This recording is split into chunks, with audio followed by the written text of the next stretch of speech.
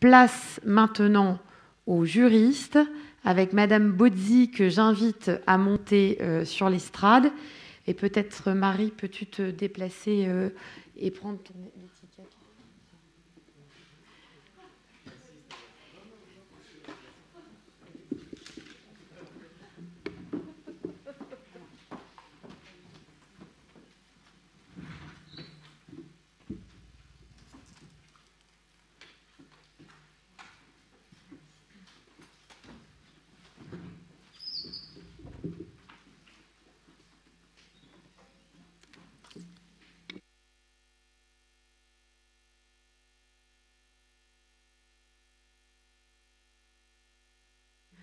Alors, par rapport aux pauses, ce que je proposais en fonction du temps, on aurait pu faire une pause après l'exposé de Marie, si vous voulez aller aux toilettes ou boire un verre d'eau, mais une pause très très courte, parce qu'à nouveau, c'est malheureusement très dense, mais aussi très intéressant.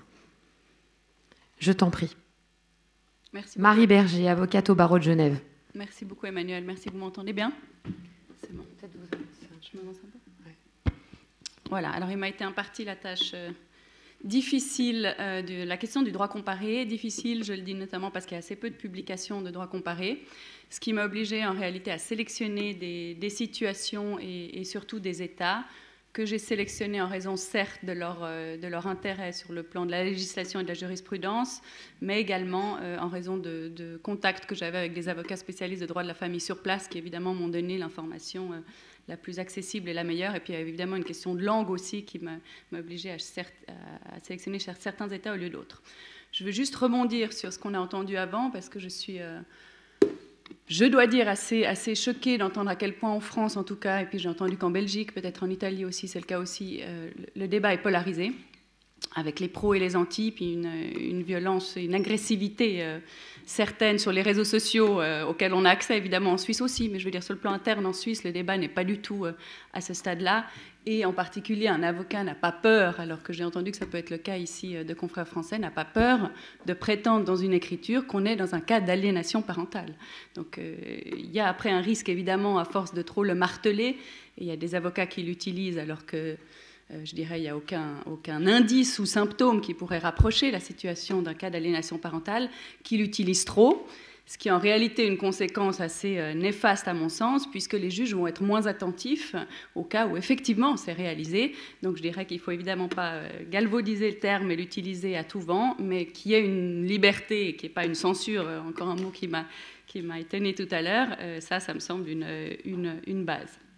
L'autre élément, mais qui est lié à ce premier, qui m'a marqué aussi tout à l'heure, c'est en fait que d'un avis unanime de la part des scientifiques, finalement, et des psychologues, peu importe, et moi j'arrive à la même conclusion, peu importe la qualification.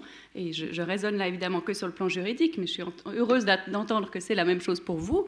Sur le plan juridique, ce qui est important, c'est de savoir quelle est la situation, de la décrire, et c'est l'essentiel, de la manière la meilleure possible, avec l'avant et après, ce qui correspond souvent à l'avant-séparation des parents et après la séparation, de documenter, d'analyser les différences entre la situation pour l'enfant et la relation évidemment avec le parent dénigré ou rejeté, mais finalement la qualification spécifique, est-ce que c'est de l'aliénation parentale, est-ce que c'est un très grave conflit de loyauté, pour moi ça n'a aucune conséquence, et on va le voir pour les tribunaux qui utilisent l'aliénation parentale, qui le mentionnent sur la base de rapports d'experts ou autres, c'est aussi le cas, c'est-à-dire qu'on peut arriver à des mêmes conséquences et des mêmes mesures prises par le juge, qu'on soit dans le cas d'un conflit de loyauté aggravé, par exemple, ou d'un dénigrement systématique d'un parent, par rapport à un cas où on qualifierait, où un expert a qualifié la situation d'aliénation parentale. Donc en réalité, ce débat que vous avez, en particulier en France, je le comprends d'autant moins que sur le plan juridique, je ne vois pas vraiment les conséquences que ça peut avoir.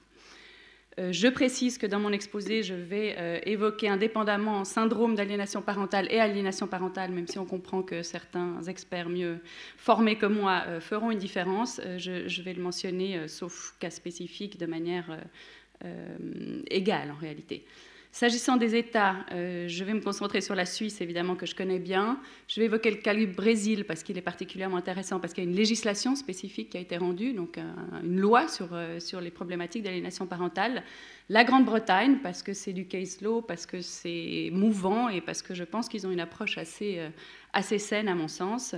Mais je vais commencer par des arrêts qui nous concernent tous, et vous aussi, et en particulier, je pense que vu la situation jurisprudentielle que je crois comprendre qui existe en France, il peut être d'autant plus intéressant pour les avocats, les confrères, d'évoquer et de se référer souvent dans vos écritures à des arrêts de la CEDH, parce que c'est quelque chose qui doit évidemment guider vos juges, et il y a des obligations étatiques qui en découlent. La variété considérable ou immense finalement de l'appréhension de l'aliénation parentale ou de la notion d'aliénation parentale dans le monde, elle frappe, elle varie du tout au rien d'un pays à l'autre, mais finalement on constate qu'elle n'étonne pas tellement puisque même dans le domaine scientifique, elle est débattue et il n'y a pas de consensus. La variété qui existe d'un pays à l'autre, elle existe aussi à l'intérieur des États, et ça c'est important de le rappeler, c'est-à-dire que toujours ou pratiquement toujours en matière d'intérêt de l'enfant, les juges ont un pouvoir d'appréciation énorme et ils font beaucoup du cas par cas.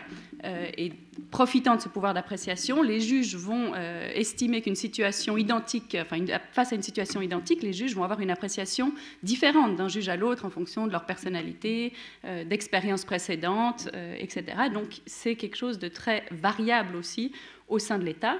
Et puis c'est aussi variable, c'est intéressant de le dire, parce que la notion évolue. Alors sur le plan scientifique, on l'a vu avec des définitions qui ont beaucoup évolué au fil du temps, mais aussi en raison de la législation et de la jurisprudence. Donc c'est un domaine, je pense, qu'il sied de mettre à jour fréquemment, et il ne faut pas raisonner de manière figée. Ensuite, simplement une remarque sur cette variété de l'appréhension de la notion d'aliénation parentale. Elle peut, à mon sens, avoir quelques conséquences néfastes, puisque finalement, elle peut donner l'impression d'être vague, d'être abstraite, et donc un tout petit peu moins sérieuse. Donc je pense qu'il faut quand même des bases, et c'est aussi le travail ici des avocats de mettre en lumière des éléments concrets et précis pour éviter d'être dans un espèce de flou, ou de désordre et d'abstraction qui pourrait entraîner le juge à se montrer moins attentif et moins sévère finalement dans les mesures qu'il pourrait prendre. Alors je vais commencer avec les arrêts de la CEDH. Donc la CEDH a eu à traiter au cours des dernières années de relativement longue date divers recours contre des décisions judiciaires, contre des États tels que la République tchèque, la Hongrie, la Roumanie, l'Allemagne ou la Suisse également, qui faisaient état d'aliénation parentale ou, selon les situations, de syndrome même d'aliénation parentale. L'examen de la conformité des décisions avec la Convention européenne des droits de l'homme est intervenu en particulier sous l'angle de l'article 8 CEDH que vous connaissez, à savoir celui qui touche au droit au respect à la vie privée et familiale, mais aussi au titre de l'article 6, alinéa 1 CEDH, qui concerne le droit à un procès équitable, et évidemment là, au titre de la célérité, on va y revenir beaucoup, de la célérité de la procédure. À ce sujet, je vous renvoie notamment à un arrêt relativement récent, Strumia contre l'Italie, du 23 juin 2016. Dans cet arrêt, la Cour européenne rappelle que l'article 8 de la Convention, et encore une fois c'est applicable évidemment à la France comme à d'autres États, comprend des obligations positives de l'État inhérentes à un respect effectif de la vie privée et familiale.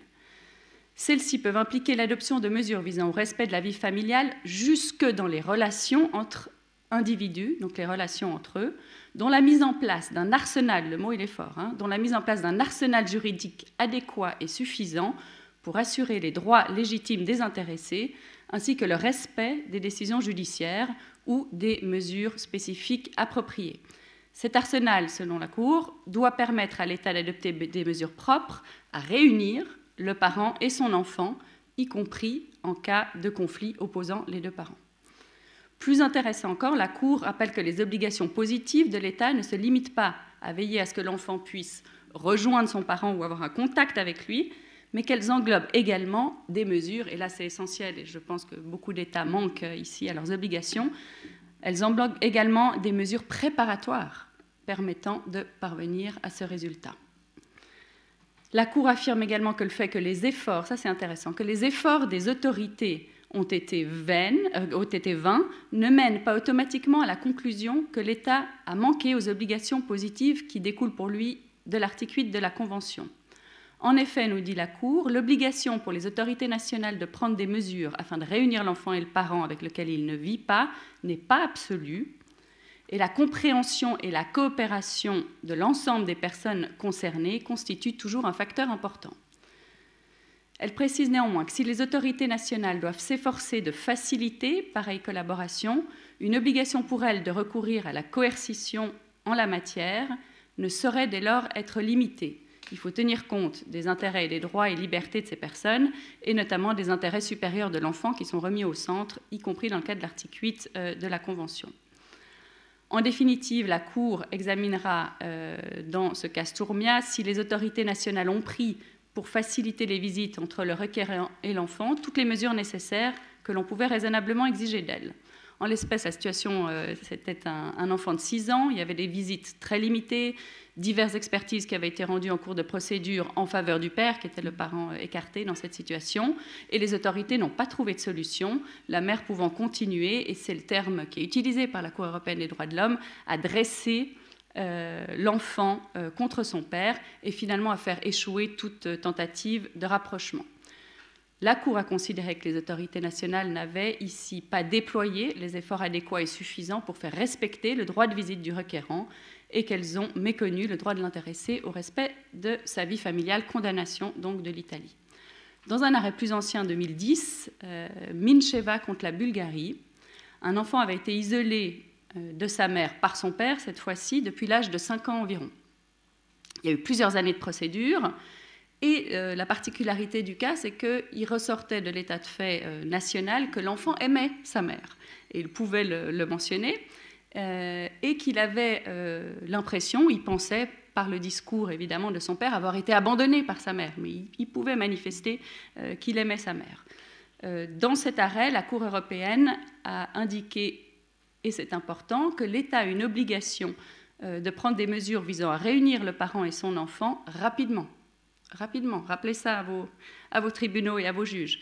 Car, et là c'est la phrase clé, le passage du temps, et ça va évidemment être parlant pour les psychologues qui sont ici, car le passage du temps peut avoir des conséquences irrémédiables pour les relations entre l'enfant et celui des parents qui ne vit pas avec lui. Le facteur temps, il est déterminant dans les situations dont on parle aujourd'hui. Puis, s'attachant à la nature et à l'étendue des mesures que les autorités nationales devaient prendre, la Cour a précisé que l'obligation des autorités nationales de prendre des mesures concrètes pour faciliter les rencontres n'était pas absolue. Il arrive, nous dit la Cour, que de telles rencontres ne puissent avoir lieu immédiatement et requièrent des préparatifs. C'est pas vraiment l'ambiance. Requièrent des préparatifs. Donc, c'est l'obligation de prendre des mesures préparatoires qui avaient déjà été signalées dans l'arrêt précédent. Plus loin, au sujet des mesures, cette fois de coercition, donc l'exécution, en vue du respect d'un droit de visite, par exemple, la Cour précise que même si la compréhension et la coopération de l'ensemble des personnes concernées est un facteur important, un manque de coopération entre les parents séparés ne saurait dispenser les autorités compétentes de mettre en œuvre tous les moyens susceptibles de permettre le maintien du lien familial. En particulier, le recours à des sanctions ne doit pas être exclu en cas de comportement manifestement illégal de la personne avec laquelle l'enfant vit. Donc l'État doit sanctionner. En l'espèce, par exemple, la Cour évoquait le fait que l'État aurait dû organiser des rencontres entre l'enfant et l'autre parent, qui était dans ce cas-là le père, hors du domicile de la mère, et les mettre en œuvre. Il aurait fallu avoir pendant toute une période des recherches beaucoup plus ardues de la part des autorités nationales pour retrouver l'adresse de la mère qui s'était isolée, qui cachait son lieu de domicile avec l'enfant. Et puis la Cour mentionne aussi que des rencontres entre les parents pour essayer de faire évidemment de la guidance parentale et autres auraient dû être organisées par l'État. Donc il y a vraiment des obligations assez précises. Selon la Cour européenne dans cet arrêt, les autorités nationales, donc la Bulgarie, avaient en réalité, et cela va assez loin je pense, et je cite ce qui est indiqué, les autorités nationales avaient favorisé un processus d'aliénation parentale au détriment de la mère. Alors je pense que ça va d'autant plus loin qu'encore une fois, dans la situation qui nous occupe, On pourrait discuter de la question d'aliénation parentale ou pas, puisqu'encore une fois, on était dans un cas où l'enfant avait l'impression d'avoir été abandonné par l'un de ses parents, mais il ne rejetait pas et disait pouvoir l'aimer. Mais même dans cette situation-là, l'État était condamné parce qu'on a estimé qu'il a favorisé un processus, qui ne veut pas dire que c'était abouti, mais un processus d'aliénation parentale. Un autre arrêt, Koudelka. Juste pour rassurer les auditeurs, Marie, est-ce que vous pouvez nous confirmer que nous aurons un accès à cette jurisprudence et on pourra leur envoyer ultérieurement par mail au moins les références de ces arrêts. Volontiers. Voilà. Et je tiens simplement à préciser pour les 200 personnes qui sont en visio que Jean-Philippe de la société Imagraph a réussi à trouver une solution de son et qu'on nous entend depuis quelques minutes beaucoup mieux. Merci beaucoup. Non, c'était bon. Alors, dans un autre arrêt qui est très ancien, donc 2006, on parlait déjà d'aliénation parentale jusqu'à la Cour européenne des droits de l'homme, c'est un arrêt Koudelka contre la République tchèque.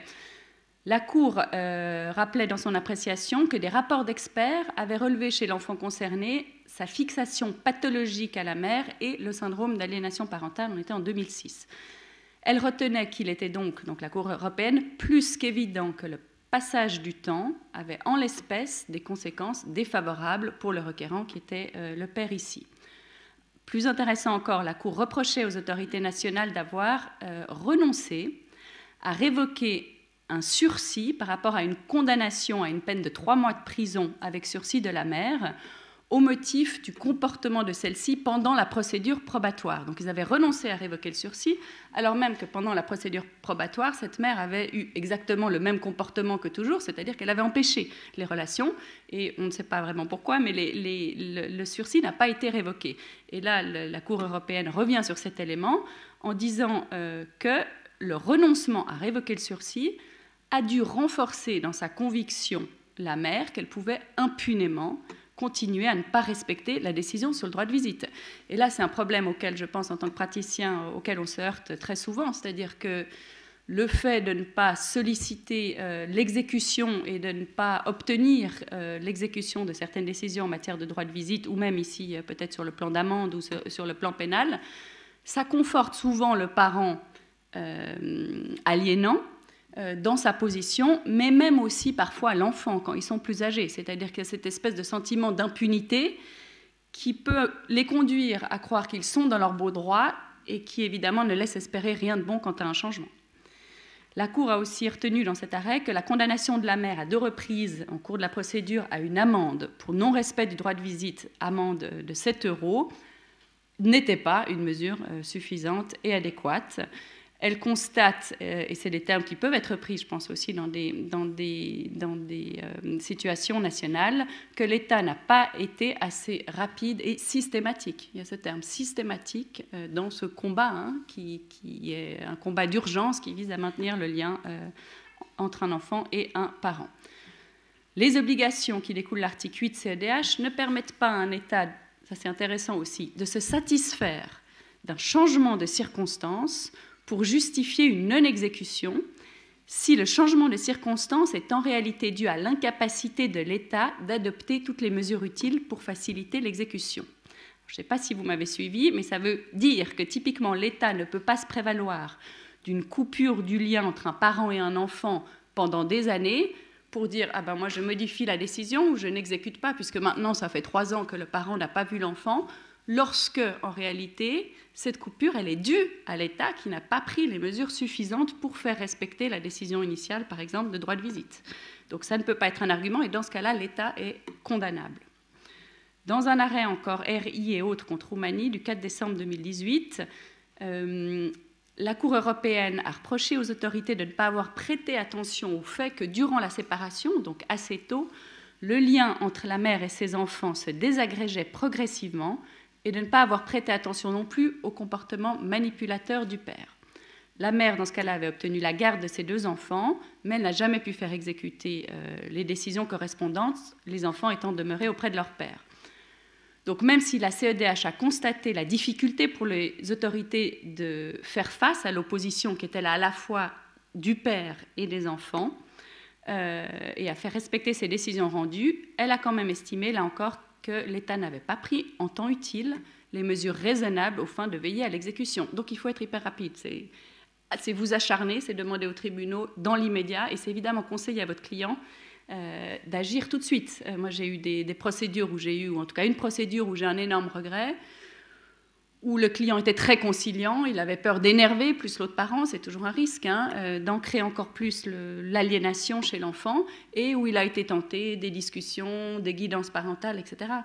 Des discussions entre cas, ça c'est des mois qui passent. C'est des mois qui passent, et s'il n'y a pas un élément qui atteste d'un changement, c'est-à-dire notamment l'organisation de visites, des rencontres qui sont effectives, il faut abandonner vite, et il faut tout de suite courir, et ce n'est pas quelque chose que je recommande en général, mais il faut courir auprès des tribunaux tout de suite, sinon c'est trop tard.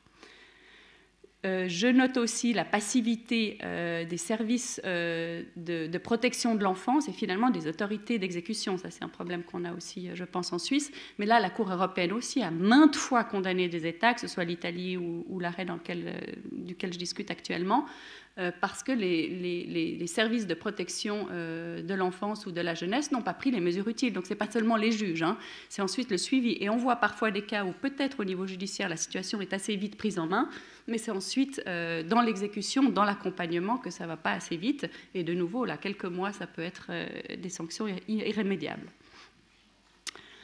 En ce qui concerne un arrêt Lucie contre Italie très récent du 5 décembre 2019, la situation visait un enfant qui avait été séparé de son père très tôt, à l'âge d'1 an, et la mère va multiplier les empêchements perpétuels, déménagements, annulation de droits de visite, des accusations, y compris pénales, qui vont surgir en cours de procédure, évidemment.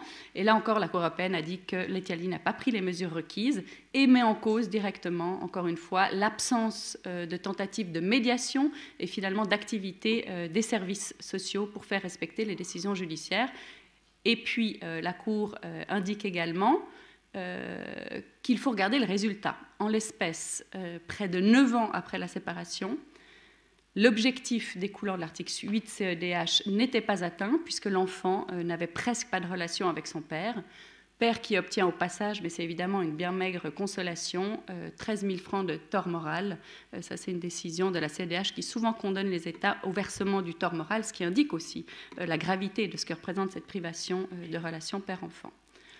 En définitive, la Cour européenne, évidemment, ne prend pas position sur le principe de l'aliénation parentale, est-ce qu'il faut le reconnaître ou pas, et peu importe, et je ne vois pas pourquoi elle le ferait.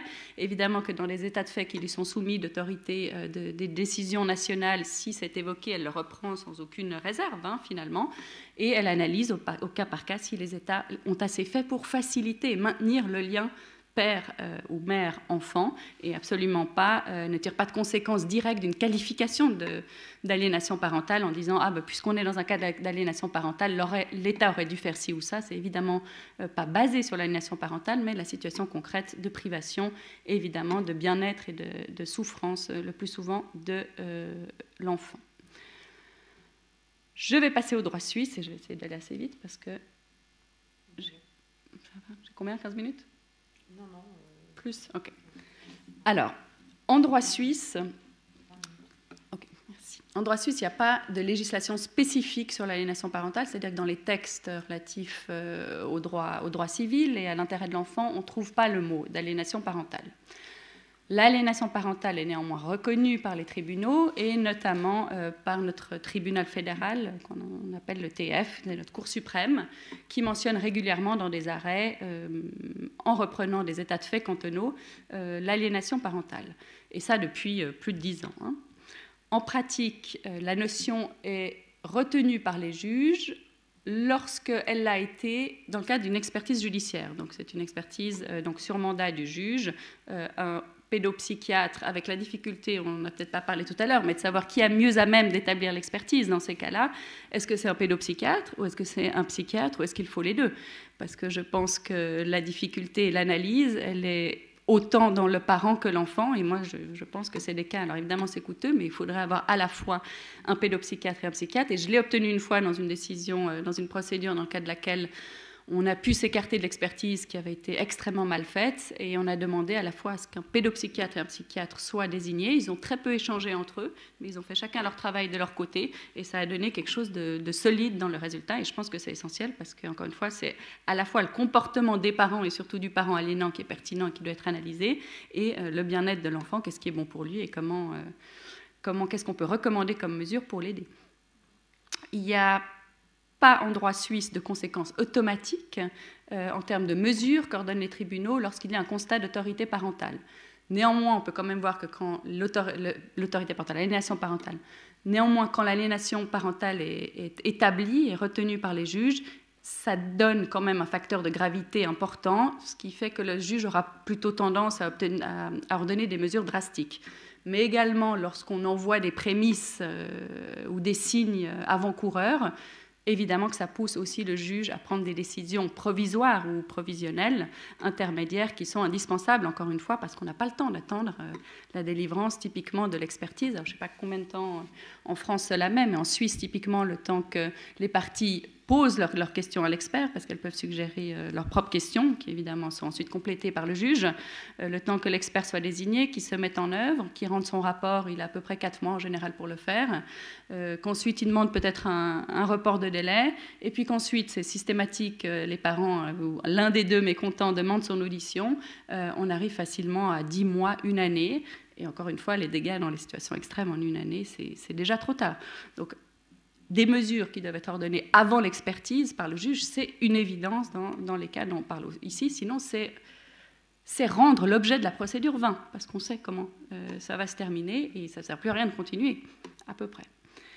Notre tribunal fédéral a estimé, par exemple, justifier l'attribution de la garde d'un enfant aux parents non aliénants ou aux parents écartés pour le double motif que le parent gardien était un parent aliénant, c'était le père en l'espèce, et que la mère, de l'autre côté, était bien plus disposée à collaborer avec le père en vue de maintenir les contacts entre l'enfant et lui. Et cette capacité du parent à favoriser les contacts entre l'enfant et l'autre parent, c'est en fait un des critères déterminants en droit suisse pour l'attribution de la garde. Alors, je ne sais pas en droit français, mais donc même dans des cas hors d'aliénation parentale, lorsqu'il y a des capacités parentales équivalentes, c'est l'un des critères essentiels. Or, dans précisément les cas d'aliénation, et ça fait partie presque de la définition, pour autant qu'il y en ait une, mais de l'aliénation parentale, ce qui est évidemment très marquant, c'est l'incapacité, mais totale dans ce cas-là, du parent à favoriser les contacts avec l'autre parent, ce qui pourrait donc amener à attribuer la garde à l'autre parent. On trouve aussi dans la jurisprudence suisse, et je reviens à l'inutilité de la qualification tellement spécifique d'aliénation parentale ou pas, on trouve dans la jurisprudence suisse des cas où il est question d'instrumentalisation et ou de conflit de loyauté, alors certes qualifié de majeur dans ces cas-là, mais qui amènent les mêmes conséquences qu'en cas de constat de SAP établi par un expert, par exemple quant à la nécessité de retirer l'enfant de la garde de l'un de ses parents, même pour le placer chez un tiers, le cas échéant. Parfois, les tribunaux s'écartent des recommandations des experts. C'est assez dur à obtenir en droit suisse, mais j'imagine que chez vous aussi. Et il y a eu un cas où le tribunal a refusé de respecter le souhait d'un enfant qui avait pourtant 11 ans, qui refusait toute relation avec son père, alors même que l'expert préconisait de respecter sa volonté et donc de supprimer toute visite. Dans ce cas, les juges ont estimé que le refus de l'enfant découlait d'un conflit de loyauté majeur, et donc même pas d'une qualification, encore une fois, d'aliénation parentale, mais simplement d'un conflit de loyauté majeur. L'autorité judiciaire a retenu que la fillette n'avait que 11 ans, qu'elle s'identifiait de manière anormale à sa mère, dont elle épousait largement les comportements. Et la Cour a noté, il fallait donc éviter de la conforter dans cette attitude en cédant à son désir de cesser toute relation avec son père, dès lors qu'il était manifeste que ce désir ne correspondait pas à un choix, mais résultait de son conflit de loyauté envers sa mère. Dans cette situation, le tribunal fédéral a rappelé que si le droit de visite doit servir en premier lieu l'intérêt de l'enfant, sa réglementation ne saurait dépendre seulement de la volonté de celui-ci. Il faut dans chaque cas particulier déterminer pourquoi l'enfant adopte une attitude défensive envers le parent qui n'a pas la garde et si l'exercice du droit de visite risque réellement de porter atteinte à son intérêt. Il est, en effet, nous dit notre Cour suprême, unanimement reconnu que le rapport de l'enfant avec ses deux parents est essentiel et qui peut jouer un rôle décisif dans son processus de sa recherche d'identité. Et là, c'est peut-être un élément qui m'intéresse, et si vous avez le temps de le développer après, c'est quelque chose dont on parle assez peu, je trouve, même dans les décisions plus détaillées. C'est qu'en est-il des conséquences pour l'enfant à long terme d'une aliénation parentale ou de la privation d'un parent? Moi, j'ai toujours vu des formules assez générales, ça va causer une atteinte à son développement. Là, on a le terme, ça peut jouer un rôle décisif dans son processus de sa recherche d'identité, ce qui ne me parle pas forcément en tant que juriste.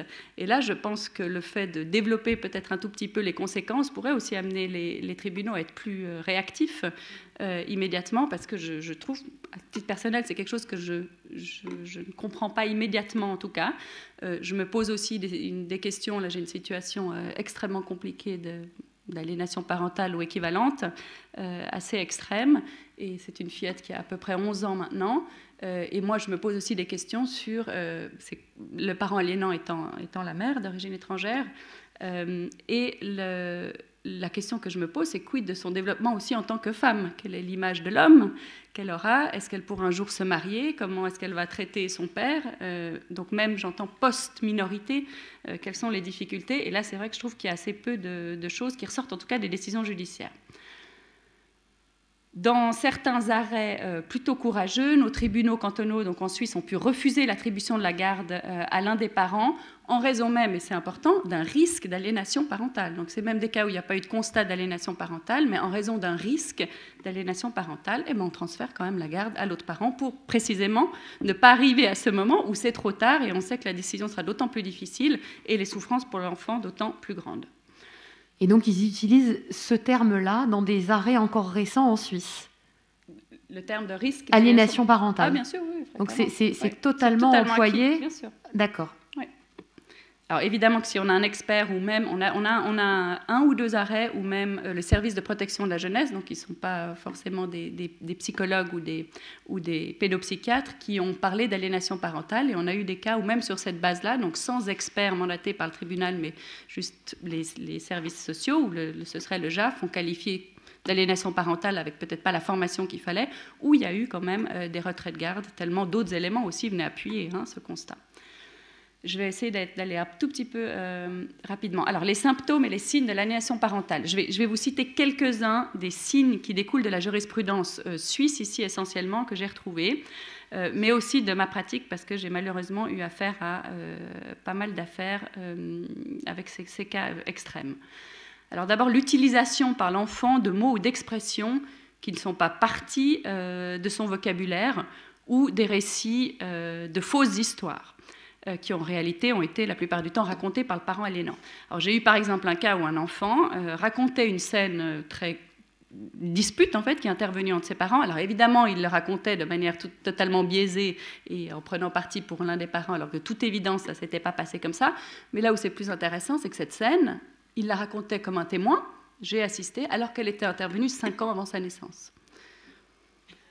La campagne de dénigrement dont on a parlé plusieurs fois, que moi j'aime bien appeler finalement, parce que ça recoupe évidemment les initiales, mais c'est un travail de sape. C'est le travail de sape, c'est exactement ça. Une absence d'argumentation rationnelle forte tendant à expliquer le rejet. Dans un cas aussi pendant là que j'ai actuellement, l'enfant n'arrive pas à expliquer pourquoi il ne veut pas voir son père ou ne pas aller chez lui, et puis il dit aux psychologues qui le suivent, il leur dit eh ben, « je vous expliquerai plus tard, pas maintenant ». Donc il évite même de répondre, il ne cherche même pas une excuse, il en parlera plus tard.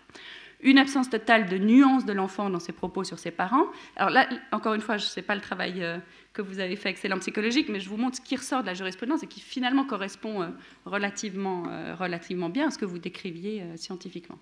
Une référence fréquente de l'enfant à des critiques conjugales et une absence de différenciation de personnes avec le parent aliénant. Alors c'est le typique, mais amplifié, tu nous as abandonnés, etc. Avec souvent, et ça c'est aussi un cas que j'ai actuellement, une position un peu contradictoire de l'enfant qui va à la fois reprocher aux parents d'avoir abandonné, d'avoir lâché la famille, etc., puisque évidemment que c'est ce parent, ici le père, qui a décidé de se séparer, hein. Et puis des invocations d'une absence du père durant la vie commune, qui sont fausses, hein, parce qu'on a des photos, et ça, vous en parlez tout à l'heure, on peut documenter. Hein, je veux dire, aujourd'hui encore plus qu'avant, grâce à des photos, des messages, la présence d'un père, le lien avec l'enfant. Je veux dire, c'était typiquement là un père qui partait un week-end par mois avec son enfant faire du camping, les feux, les photos, etc., et qui maintenant ne veut plus le voir juste après la séparation. Donc c'est documentable. La cruauté de l'enfant dans ses attaques, on l'a vu aussi tout à l'heure. Là aussi, j'ai une situation où l'enfant, il a 9 ans, et puis il écrit à son père « connard, salaud, je t'ai jamais aimé », etc. C'est hyper, hyper cruel. Un rejet ou même un effacement de tout ce qui relie l'enfant aux parents écartés. Alors, parfois, ça peut être des activités, donc il n'est plus question d'aimer jouer au football si c'était avec le père qu'on jouait au football. Et puis, dans une situation là aussi à laquelle j'ai eu affaire, l'enfant a écrit à son père, dans ce cas-là, il lui a écrit « Au revoir », je vais évidemment changer les noms, mais « Au revoir Dupont », Dupont étant le nom que l'enfant lui-même porte depuis sa naissance, 10 ans, hein, et qui est le nom du père, virgule, bonjour Durand, qui est le nom de célibataire de sa mère. Donc c'est effacer la personnalité, et avec un rejet en parallèle évidemment de tout ce qui touche à la famille paternelle, plus question d'aller dans le pays d'origine, je veux plus voir mon oncle, mes grands-parents, etc. Donc c'est vraiment un effacement total. Une reprise des critiques du parent aliénant, évidemment, envers son époux ou son ex-conjoint, et qui touche, et là je vous suis assez souvent, les questions financières. Hein. Alors typiquement, les remarques de l'enfant qui est obligé de voir son père au milieu d'un droit de visite. « Ah, ben, je vois que tu as pu t'acheter de beaux habits, des nouveaux habits, toi, etc. » Donc, je veux dire, il y a tout le contexte financier qui ressort. Une responsabilisation aussi de l'enfant par le parent aliénant quant au choix qu'il peut faire d'aller vers le parent écarté. Donc typiquement, c'est le parent, à l'occasion d'une visite, qui va faire comprendre à l'enfant que le pauvre, lui, va rester tout seul, qu'il va être triste, que l'enfant ne sera pas là, etc. De sorte que l'enfant, évidemment, se sent encore plus coupable d'aller envers l'autre parent qui sollicite des visites. Mais je ne vais pas avoir le temps de l'évoquer ici, j'ai regardé un tout petit peu dans la jurisprudence québécoise. Marie, c'est passionnant, prends ton temps. Moi, je serai la variable d'ajustement. C'est pas un problème. Je pense qu'on connaît le droit français, on sait la difficulté d'exercer dans la matière. Je prendrai sur mon temps, il n'y a pas de problème, vas-y. Alors, peut-être juste un regard que j'ai eu sur la jurisprudence québécoise de par un article assez intéressant. J'ai l'impression que là-bas, par exemple, les critères qui amènent à qualifier d'aliénation parentale sont beaucoup plus larges. Et je vous donne certains exemples. Un parent qui interfère dans la relation entre l'enfant et l'autre en violation d'accord ou d'ordre du juge. Un parent qui refuse de communiquer des informations relatives à l'enfant, je ne qualifierais pas ça forcément d'aliénation parentale. Un parent qui dénigre l'autre parent, malheureusement dans les séparations c'est pratiquement automatique, ou un parent qui entraîne l'enfant dans le conflit de la séparation, là encore, conflit de loyauté, on n'est pas forcément dans l'aliénation parentale, ou un parent qui laisse un tiers remplacer la figure paternelle ou maternelle. Je ne pense pas non plus, en tout cas en tant que tel, que ça suffise à qualifier d'aliénation parentale. Et on voit d'ailleurs, c'est assez intéressant au Québec, des situations donc juridiquement décrites de quasi-garde alternée. Donc ça montre aussi un tout petit peu le danger, parce que qu'est-ce que c'est qu'une quasi-garde alternée, aliénation parentale, ça devient un tout petit peu large, et évidemment qu'on fait entrer dans cette notion à peu près tout. Dans un arrêt valaisan, qui a été confirmé par le tribunal fédéral, les juges ont retenu qu'il n'y avait pas de syndrome, parce que c'est aussi intéressant de voir quand est-ce que les tribunaux reconnaissent qu'il n'y a pas d'aliénation parentale, et ils ont donc suspendu le droit de visite totalement pour les motifs suivants. Donc il y a eu un refus ici. Le droit de visite avait quand même pu s'exercer pendant un certain temps. Il n'y avait pas eu de dénigrement du parent rejeté par les enfants lors de leur audition. L'alignement des propos des enfants sur ceux de leur père prétendument aliénant était inexistant. Et il n'y avait pas de comparaison des enfants entre leurs parents. Donc pour ces motifs, le tribunal a estimé que dans ce cas-là, il n'y avait pas d'aliénation parentale et que, ma foi, leur refus se justifiait en quelque sorte, en tout cas devait être entendu. Un autre cas vaudois dans lequel il a été estimé qu'il n'y avait pas d'aliénation parentale, et donc là encore la suspension de toute visite a été ordonnée, alors même que le service de protection de la jeunesse là, faisait état d'un SAP. Selon le tribunal, le refus des enfants en relation avec leur père procédait d'une mûre réflexion, et le tribunal fédéral reprendra ces termes pour dire qu'il s'agissait d'une réflexion mûre et réfléchie. Le père n'avait jamais pris en considération les déclarations de ses filles, ni en fait effectué de sérieuses démarches pour renouer avec elles. Et enfin, l'idée de renouer pour les filles avec leur père était une source d'angoisse. C'est le lieu de noter que souvent, ce qu'on voit dans la jurisprudence, en tout cas en Suisse, mais à l'étranger aussi, c'est que c'est souvent des enfants, vous le disiez tout à l'heure, en souffrance. On a des cas d'hospitalisation nécessaires qu'on voit passer, évidemment, dans la jurisprudence, des débordements à la maison auprès du parent aliénant. On a souvent des parents aliénants qui sont débordés ou qui n'arrivent pas à cadrer les enfants à la maison, des enfants qui font des crises et des phobies, des menaces ou voire des tentatives de suicide. Donc c'est des enfants qui vont mal. C'est aussi l'un des éléments et je dirais l'un des symptômes auxquels il faut être attentif. Je relève encore, et là c'est plutôt à l'attention aussi des scientifiques, que je vois assez peu de nuances dans la jurisprudence sur les caractéristiques qui pourraient être de l'aliénation parentale en fonction de l'âge des enfants. Donc à la fois du point de vue de l'enfant, qu'est-ce qu'un enfant aliéné à 5 ans, s'il peut l'être, et qu'est-ce qu'un enfant aliéné à 16-17 ans, et de même, quel est le comportement qu'on peut reprocher aux parents qui aliènent face à un enfant de 5 ans ou face à un enfant de 15 ans. Et tout à l'heure, je parlais du Québec, il y a eu un cas où ils ont retenu une quasi-aliénation parentale pour un enfant de 2 ans. Alors là, ça ne me paraît pas forcément possible, mais là, c'est encore une fois une question ouverte totalement. Ouais, je vais juste aller très très vite sur les mesures. C'est quand même important qu'ils soient ordonnés en Suisse, mais je ne vais pas les détailler parce que je n'ai pas le temps. Les tribunaux, dans les cas d'aliénation parentale ou de cas graves équivalents, ils ordonnent un soutien psychologique de l'enfant avec une visée thérapeutique particulière qui comprend une réflexion sur sa relation avec le parent rejeté et un accompagnement irrelatif. Parfois une suspension temporaire d'un droit de visite ou au contraire un droit de visite surveillé qui est organisé immédiatement afin d'éviter cette coupure dont on parlait. La désignation d'un curateur de représentation de l'enfant dans la procédure, c'est-à-dire que l'enfant devient lui-même partie. Et là, selon l'âge de l'enfant, je trouve que le rôle du curateur est très compliqué, puisqu'il est censé représenter l'enfant, enfin, il est censé conclure dans son intérêt, mais en même temps, il essaye d'établir un lien de confiance avec un enfant qui va lui dire je veux pas, c'est pas bien, je me suicide si j'y vais. Donc, je ne suis pas sûre que ce curateur de représentation est toujours une bonne idée, parce que j'ai vu des cas où, malheureusement, ils ne sont pas assez incisifs, et ils ne connaissent pas assez le sujet, et donc ne vont pas requérir des mesures qui vont à l'encontre de ce que l'enfant leur protégé leur dit. Une exhortation, et ça c'est très fréquent des parents à suivre une thérapie en lien avec l'aliénation parentale ou le conflit de loyauté aigu, c'est ce qu'on appelle la guidance parentale. Évidemment, elle est essentielle puisque par définition, il y a une absence de prise de conscience du parent aliénant de la difficulté, du rôle, de ce qui crée chez l'enfant, et ça c'est la chose qui doit être ordonnée évidemment d'emblée. Une curatelle éducative pour porter assistance aux parents qui exercent mal la garde. Une curatelle de surveillance, d'organisation du droit de visite, évidemment une thérapie entre l'enfant et le parent écartée pour la reprise des liens avec un travail qui a lieu en présence d'un psychologue et des discussions qui, là, effectivement, sont souvent porteuses. Je vais passer assez vite. Simplement vous dire que sur le plan pénal, on n'a pas une infraction spécifique, on a une infraction pénale qui prévoit que celui qui aura violé son devoir d'assister ou d'élever une personne mineure peut être condamné. On pourrait faire entrer des cas graves précisément là, mais il n'y a pas énormément de jurisprudence. En revanche, en juin 2019, il y a une motion parlementaire importante qui a été déposée, qui a prié le Conseil fédéral d'introduire une modification du code pénal pour sanctionner pénalement les cas de refus fautif de confier un mineur au détenteur du droit aux relations personnelles. Donc c'est très spécifique. Et l'élément principal qui est invoqué là, c'est l'aliénation parentale. Donc l'argumentation mentionne que certains parents n'hésitent pas sans droit à refuser l'exercice par le parent non gardien des relations personnelles, ces situations créant un risque d'aliénation parentale important. Donc c'est vraiment le sujet de cette motion. Notre Conseil fédéral a proposé le rejet de cette motion en indiquant que c'était mieux de travailler dans l'interdisciplinarité, etc., que de pénaliser finalement ce comportement.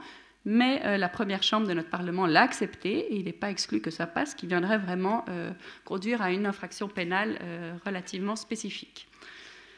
Je n'ai pas le temps de vous détailler les conditions du retrait de garde, avec toujours la difficulté de placer l'enfant chez un parent chez qui il ne veut pas aller. Donc c'est évidemment une difficulté. On a plusieurs arrêts du tribunal fédéral qui placent l'enfant chez un tiers. Donc ça arrive fréquemment quand le placement chez l'autre parent, même s'il est adéquat, est impossible en raison de l'opposition de l'enfant, et ben l'enfant est placé chez un tiers. je vais avancer et vous dire qu'il y a des astreintes financières simplement qui peuvent aussi être fixées au niveau de l'exécution. Donc on demande au tribunal typiquement des conclusions qu'on prend. La mère, c'est souvent le cas malheureusement, on n'a pas exécuté le droit de visite 3-4 fois. On vous demande de fixer une astreinte financière qu'elle paye 500 € par mois à chaque fois qu'elle n'exécute pas le droit de visite. Et les juges, en principe, leur donnent, avec quand même la difficulté que souvent elle se cache ensuite sur le fait, selon l'âge de l'enfant, que ce n'est pas elles qui ne veulent pas l'exécuter, mais c'est l'enfant qui ne veut pas y aller, qu'elles ont essayé de le pousser, qu'il n'a pas voulu sortir, qu'il a pleuré dans sa chambre et qu'elles ne peuvent rien faire. Je note aussi que dans l'arrêt Mincheva contre Bulgarie que j'évoquais tout à l'heure, l'imposition d'une amende, selon la Cour européenne des droits de l'homme, peut en principe constituer une mesure adéquate dans le cadre de l'exécution. Donc c'est reconnu comme tel, avec la limite qui est de dire qu'une série d'amendes importante peut être en défaveur de l'enfant si évidemment ça ne permet pas à l'enfant et à son parent gardien de vivre convenablement sur le plan financier. Donc le but, c'est évidemment pas de lui enlever le pain de la bouche. Grande-Bretagne, j'y vais très vite. Et après, 2 mots sur le Brésil et j'arrête. En Grande-Bretagne, il n'y a pas de législation particulière sur l'aliénation parentale. Il n'en est pas fait mention en particulier dans le Children Act de 89, mais dans la mesure où la législation est très large dans ces termes et qu'il y a évidemment une énorme marge de manœuvre qui est laissée aux juges, eh bien, ce sont eux, par le case law, qui vont déterminer quels sont les éléments pertinents pour le bien-être de l'enfant, quelle place leur donner, mais également quels remèdes judiciaires au cas par cas.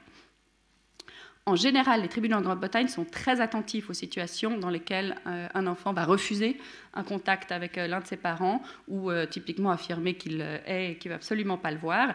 Et ils vont assez vite faire intervenir un psychiatre qui va voir l'enfant, et évidemment les parents aussi normalement, et transmettre un rapport au juge qui va inclure, et c'est intéressant, la question de savoir si oui ou non l'enfant a été aliéné ou est en train de l'être. Donc il y a beaucoup de psychiatres en Grande-Bretagne qui effectuent ce travail, et s'il y a certains désaccords entre les psychiatres sur la notion, la définition de l'aliénation parentale et comment il se développe, il y a un consensus dans la profession sur les signes classiques dangereux et dommageables pour l'enfance, qui est encore une fois tout ce qui nous intéresse, et les signes pertinents. Le parent aliénant aura, et il y a plusieurs décisions très intéressantes anglaises sur cette question, il est souvent donné à l'occasion aux parents aliénants ou qui est en train de pratiquer une aliénation ou qui en prend la voie, d'effectuer une thérapie, donc en cours de procédure, et de montrer qu'il reconnaît ce qu'il a fait ou ce qu'il est en train de faire et que c'est dommageable, et surtout qu'il peut changer son attitude. Et ça, c'est l'élément essentiel, puisque évidemment, si le changement intervient, mais évidemment, tant mieux pour tous. S'il n'intervient pas et on voit que le parent est incapable, c'est à ce moment-là que le juge, dans sa décision prochaine, pourra prendre des mesures beaucoup plus drastiques. Les tribunaux sont souvent enclins à ordonner un changement de garde, dans les cas où il n'y a pas cette modification, cette prise de conscience en réalité du parent apparemment aliénant. Et il existe même des psychiatres qui sont spécialisés dans ces questions de transition de l'enfant d'un parent gardien à un autre. Comme ailleurs en Grande-Bretagne, évidemment, l'âge de l'enfant est problématique et il semble que lorsqu'il est âgé de 14 ans ou plus, les tribunaux ont tendance à tenir compte de son avis en estimant qu'il serait trop dommageable de le forcer, son avis étant trop ancré.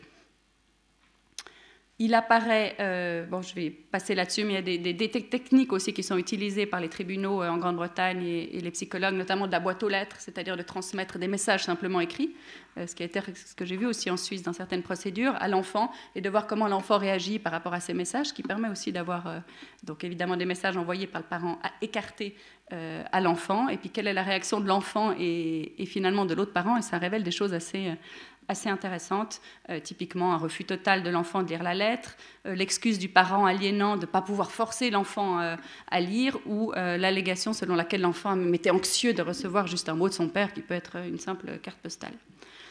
Les tribunaux anglais évoquent les mots d'aliénation parentale, syndrome d'aliénation parentale, ou aussi, je trouve assez révélateur, d'implacable hostilité. Et je trouve ça assez bon comme terme.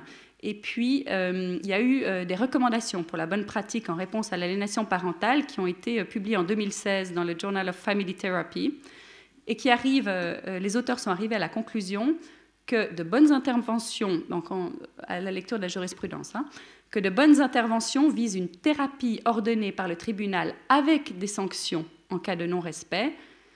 Et ils arrivent également à la conclusion que le fait de laisser l'enfant avec le parent aliénant et attendre la solution spontanée de l'aliénation parentale, ou de laisser l'enfant décider des arrangements de visite, ne sont absolument pas des stratégies recommandables dans ces cas. Au contraire, et c'est aussi une conclusion étudiée anglaise, séparer l'enfant du parent aliénant n'apparaît pas si dommageable que ce qu'on pourrait penser tout d'abord et permet à l'enfant de récupérer relativement vite. Dans diverses décisions, et là je pense que c'est très intéressant aussi le point de vue anglais, notamment des décisions de 2013 et 2015 et d'un juge assez réputé en Grande-Bretagne qui s'appelle Macfarlane, il a été insisté sur la responsabilité du parent qui doit tout mettre en œuvre pour faciliter. C'est une obligation. Et ça recoupe ce que vous disiez tout à l'heure, Monsieur Viau, je pense, en parlant typiquement de la scolarité. Dans certaines décisions, le juge dit que le refus de l'enfant ne peut pas, en tant que tel, justifier l'échec du parent à permettre les relations avec l'autre parent, et qu'il s'agit même du job, du travail des parents qui doivent tout mettre en œuvre, c'est-à-dire toutes leurs capacités, leurs techniques, leurs stratagèmes pour conduire l'enfant à avoir une relation avec l'autre parent. Donc c'est leur job. Il précise, ce juge, dans certaines décisions, qu'y compris l'utilisation de la technique de la carotte et du bâton doit être utilisée par le parent qui a la garde. Et si l'enfant est plus âgé, c'est par la raison et l'argumentation pour obtenir que l'enfant fasse ce qu'il dit ou ne veut pas faire. Donc, venant de la Cour d'appel, ces positions indiquent évidemment une prise de position assez forte et une responsabilisation du parent qui est essentielle, mais qui doit aussi se traduire par les décisions judiciaires. Je vais passer vite. Il y a des curateurs qui peuvent être désignés. Il y a des décisions par lesquelles les tribunaux ont constaté parfois aussi l'échec du transfert de garde. Et puis, je veux peut-être vous dire qu'au Brésil, très rapidement, c'est un État clé en matière d'aliénation parentale parce que c'est un État dans lequel il y a une législation, ce qui est extrêmement rare, sur l'aliénation parentale. Donc il y a une loi qui date en plus de 2010 déjà et qui est exclusivement consacrée à l'aliénation parentale. Selon son texte, est considéré comme un acte d'aliénation parentale l'interférence dans la formation psychologique de l'enfant ou de l'adolescent promue ou induit par l'un des parents en vue que l'enfant répudie un parent ou dans le but de porter préjudice à l'établissement ou au maintien du lien entre l'enfant et l'autre parent.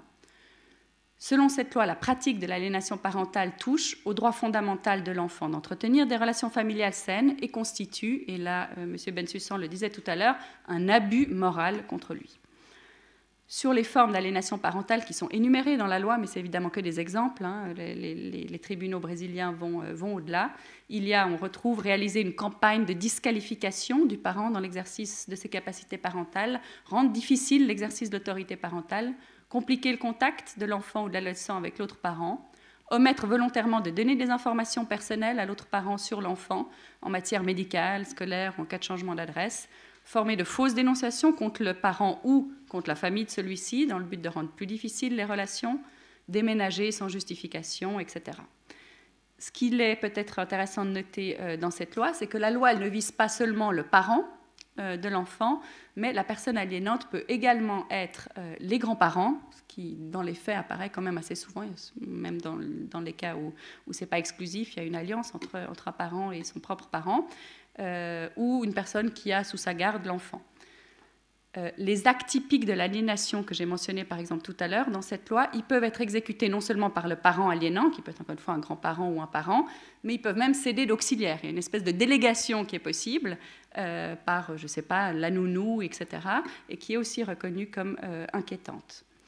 Et puis, autre élément, le juge brésilien devra traiter, et c'est inscrit dans la loi, d'urgence, les situations dans lesquelles il y a ces signes d'aliénation parentale et il n'a pas le choix, déterminer des mesures provisoires en vue de préserver l'intégrité psychologique de l'enfant, y compris pour assurer sa relation avec l'autre parent. Donc la loi est très contraignante.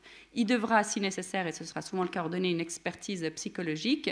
Et l'expert, c'est très important, c'est le cas en Suisse, mais peut-être pas forcément apparemment ici. L'expert devra avoir au Brésil tous les documents en ses mains et devra pouvoir s'entretenir avec qui il veut. En général, c'est aussi le cas en Suisse, même s'il se limite. On a une formulation dans l'ordre d'expertise qui est de toute autre personne adéquate. Donc il y a une énorme liberté. Il faut savoir qu'au Brésil, ce sont des psychiatres qui sont spécialisés dans l'aliénation parentale qui interviennent dans les cas précis. Donc, ils ont une connaissance qui, à mon avis, est essentielle aussi de ces situations-là, et ce qui empêche peut-être des expertises mauvaises, comme on peut en voir un peu partout.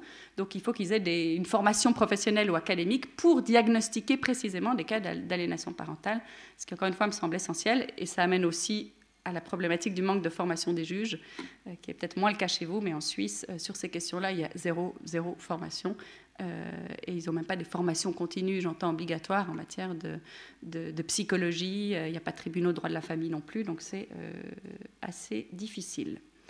Je vais parvenir sur les conséquences dans cette loi ou les possibilités pour le juge. On retrouve les mêmes choses qu'on voit en droit suisse d'ailleurs. Je vois sur les sanctions. Et je crois que je dois m'arrêter parce que j'ai déjà beaucoup parlé.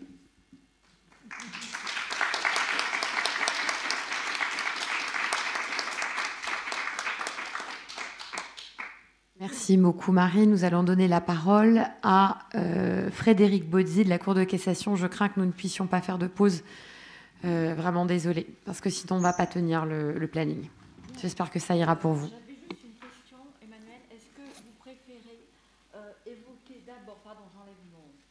J'enlève mon masque. Préférez d'abord évoquer le juge du fond et après moi la Cour de cassation. Je pense que le plus important, c'est la Cour de cassation. Et moi, comme je vous l'ai dit déjà qu'on est en retard, je m'adapterai et j'ai essayé de faire un quart d'heure. Voilà. Voilà. C'est pour ça que je préfère que vous parliez d'abord. Et ça a aussi plus de sens finalement. Écoutez, d'accord. D'abord, merci à tous. Et puis, merci à nos psychiatres qui ont été extrêmement intéressants. Alors, la Cour de cassation, si vous voulez, avant d'évoquer un peu quelques exemples jurisprudentiels, il faut que je resitue pour les avocats et pour les non-avocats quelle est un peu notre mission et puis aussi le contexte juridique de l'intervention, pour que tout ça soit bien clair, parce que mon exposé, malheureusement, va revêtir un aspect assez technique qui procède finalement, tout ça à cause de la spécificité de la technique de cassation. Alors, tout d'abord, la mission de la Cour de cassation, certains nombres le savent, mais on ne comprend pas toujours quelles en sont les conséquences, est évidemment de ne pas être un juge du fait. Le juge de cassation ne juge pas les dossiers, il juge les jugements, il juge les arrêts, et il ne juge pas les faits.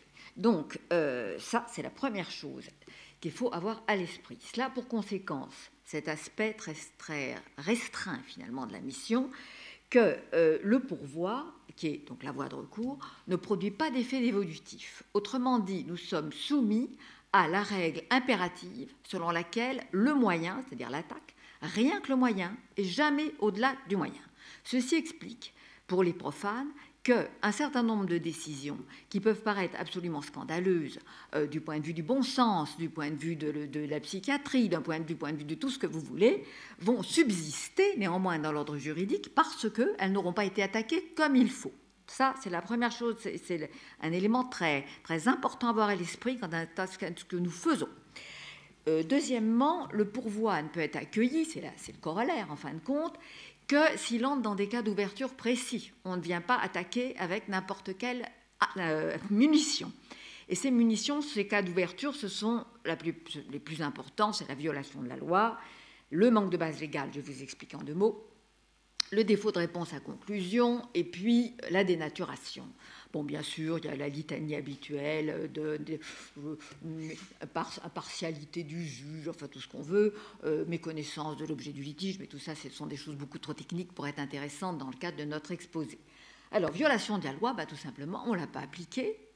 On l'a appliquée en deçà de son domaine d'application ou au-delà de son domaine d'application. Jusqu'ici, rien de compliqué.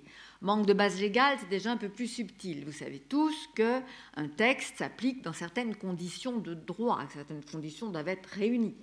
Quand le juge n'a pas vérifié si toutes ces conditions étaient réunies, il y a un manque de base légale. On verra ça plus précisément dans les exemples, parce que là, ça paraît encore très abstrait. Et puis, le défaut de réponse à conclusion, c'est simplement de ne pas avoir répondu à des moyens qui sont pertinents déjà et qui sont étayés par des pièces. Ça, je le dis à l'attention des avocats, on y reviendra. Et enfin, la dénaturation, c'est de faire dire à un document ce qu'il ne dit pas, ou tout à fait autre chose de ce qu'il dit, ou alors d'avoir omis d'examiner un document important de la cause et qui est probant, qui est déterminant. Voilà. Voilà. Donc, une fois ce cadre posé, très souvent, comme nous ne nous penchons pas sur les données factuelles, nous laissons ces éléments-là à, vous avez tous vu l'expression dans nos arrêts, l'appréciation souveraine du juge du fond. Alors, qu'est-ce que ça veut dire? Il ne faut pas le confondre avec le pouvoir discrétionnaire. L'appréciation souveraine du juge du fond, ça veut dire que le juge du fond est libre de la teneur de sa motivation, mais que nous allons contrôler à la fois son existence et également son adéquation en fonction du texte mis en œuvre. Alors tout ça, c'est extrêmement abstrait, vous verrez, mais c'est important que je vous explique avant quand on va voir les exemples. Donc si vous voulez, ça ne veut absolument pas dire qu'on va laisser la bride sur le cou au juge du fond. Ça veut dire qu'on va bel et bien le contrôler, mais on appelle ça dans notre jargon un contrôle léger. Voilà, ça veut dire que nous n'allons pas vérifier s'il juge bien ou mal. Bien, alors maintenant... il arrive, pour être tout à fait honnête, que nous statuions sur le fond, même dans les affaires qui nous intéressent, c'est-à-dire ce qui est en rapport avec l'autorité parentale. Mais à vrai dire, nous nous en dispensons et nous nous livrons à ce genre d'exercice très souvent dans le cas où il y a une erreur minime du juge lorsque, par exemple, vous avez un droit de visite et d'hébergement qui a été mal calibré. On ne s'est pas compris. L'un des parents a proposé 19h, un autre 18h, le juge a mis 19h30. Bon, ben là, nous allons rétablir l'étiage de ce droit de visite et d'hébergement à un niveau compatible avec les Écritures et avec la loi, bien sûr. Mais mis à part des petites interventions comme ça, nous ne jugeons pas au fond. Nous nous dispensons de le faire, d'abord dans le respect de notre rôle, ce n'est pas notre travail, et puis également parce que très souvent, les cassations arrivent surviennent sur des manquements massifs qui nécessitent l'intervention de la juridiction de renvoi. Voilà.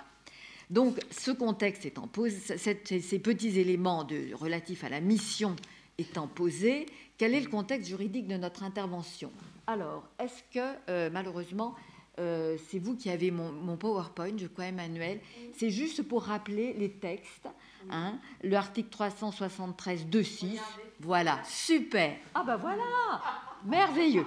Donc là, vous voyez, le texte est en fait beaucoup plus long, mais c'est la partie essentielle par laquelle nous avons, mis en conformité notre droit interne, ce qui n'était pas le cas avant, avec la Convention de New York, et en particulier l'article 3, paragraphe 1. Donc vous voyez, on l'a intégré ici. Mais vous verrez, ça va tout de même au-delà. Vous avez ensuite l'article 373 2. Voilà.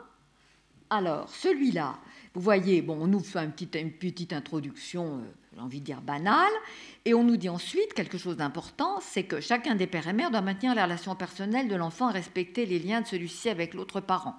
Vous verrez l'usage que la Cour de cassation a fait de ce membre de phrase tout à l'heure. Et puis, on nous expose que le changement de résidence doit faire l'objet d'une information. Alors, il est vrai que ceci n'est pas neutre en termes pour ce qui est du sujet qui nous concerne, parce que c'est souvent à l'occasion d'un déménagement, que le conflit va évidemment jaillir et que nous allons, être juges du fond, être confrontés à ce problème de l'aliénation parentale. Et que là, tout va exploser finalement, j'ai envie de dire, tout va nous exploser à la figure, nous, JAF, nous, puis ultérieurement, une cour de cassation, puisque cela va se révéler à ce moment-là.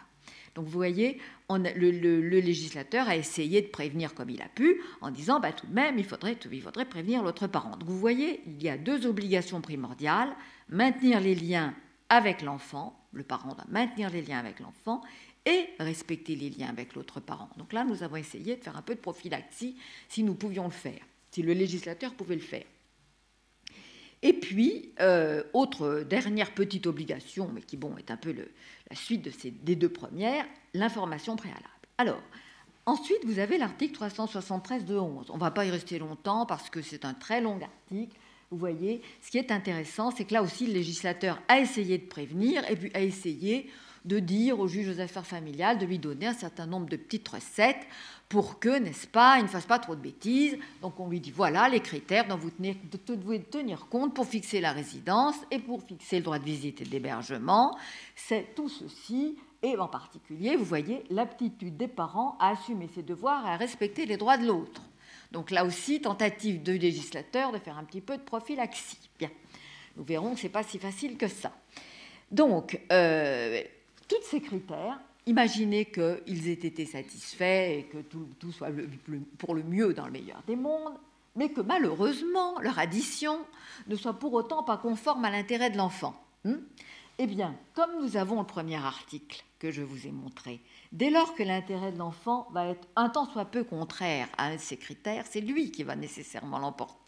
Ce qui, en fait, correspond au bon sens, mais qui confère au juge du fond, en dépit de la volonté du législateur de le guider, en quelque sorte, qui va lui conférer une très grande liberté dans son appréciation des situations qui lui sont soumises. Et, corollairement, qui va conférer aux avocats une responsabilité très importante dans la construction de leurs écritures pour essayer de persuader ce juge d'aller dans le sens qui convient. Voilà.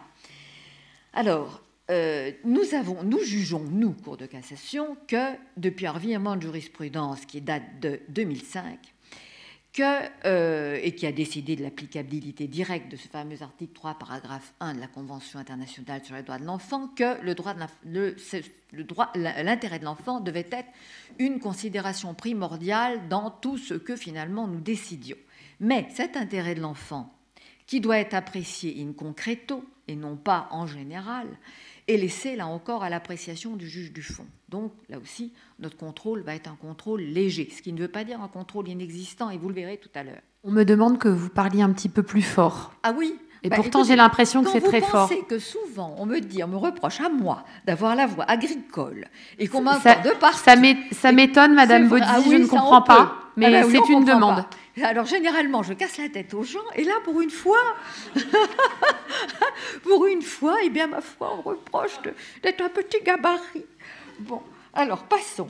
Où j'en étais dans ma petite explication. Donc, on disait appréciation souveraine des juges du fond sur l'intérêt de l'enfant, mais exigence de la Cour de cassation qui leur dit qu'ils doivent rechercher toujours les modalités les plus conformes à l'intérêt de l'enfant et qu'ils doivent également s'expliquer sur la teneur de cet intérêt, et nous avons même jugé expliquer en quoi cet intérêt commandait leur décision. Donc vous voyez que notre compte, sous le couvert, en fin de compte, de cette appréciation souveraine, nos exigences peuvent s'avérer assez élevées. Voilà. Alors maintenant, qu'est-ce que nous avons fait, nous, Cour de cassation, de l'aliénation parentale, une fois tous ces petits prolégomènes abordés? Eh bien, on ne peut pas dire, enfin, vous allez dire, je vais vous faire une réponse de Normand, mais il n'y a pas de jurisprudence spécifique de notre Cour sur l'aliénation parentale. Pour une raison simple, d'abord, c'est que nous ne sommes pas des psychiatres et que nous ne sommes pas non plus des psychologues, nous sommes des juristes et que nous évitons autant que faire se peut de nous aventurer sur un terrain qui n'est pas le nôtre. Et ce n'est pas propre, du reste, ce n'est pas propre au problème de la responsabilité parentale que cette attitude de la Cour de cassation. Nous la retrouvons également pour tout ce qui concerne l'internement d'office que nous contrôlons aussi à la première chambre. Nous évitons de jouer au psychiatre et nous ne voulons pas, nous tentons d'essayer de faire en sorte que les juges du fond n'y jouent pas. Chacun doit être à sa place. Bref, ce n'est pas toujours évident à réussir, mais c'est notre objectif. Donc déjà, nous n'en avons pas. Néanmoins, si on recherche l'expression dans notre énorme fonds documentaire, on va le trouver une seule fois sous la plume de la première chambre. Et je vous expliquerai en quoi. Il s'agit d'un arrêt qui est de 2013, qui a été publié, et dans lequel nous trouvons cette expression d'aliénation parentale. Alors les faits étaient vraiment classiques. On avait un couple marié, le premier juge fixe la résidence de l'enfant chez la mère et organise le droit de visite et d'hébergement du père. Nous avons affaire à une mère très possessive, donc nous sommes quand même très proches de notre contexte. Cette dame-là ne veut absolument pas que l'enfant ait des relations avec le papa. Tant et si bien qu'une fois que la Cour d'appel a eu confirmé la décision du premier juge, nous avons un pourvoi en cassation et parmi les moyens nombreux que Madame soulève, elle nous dit en gros que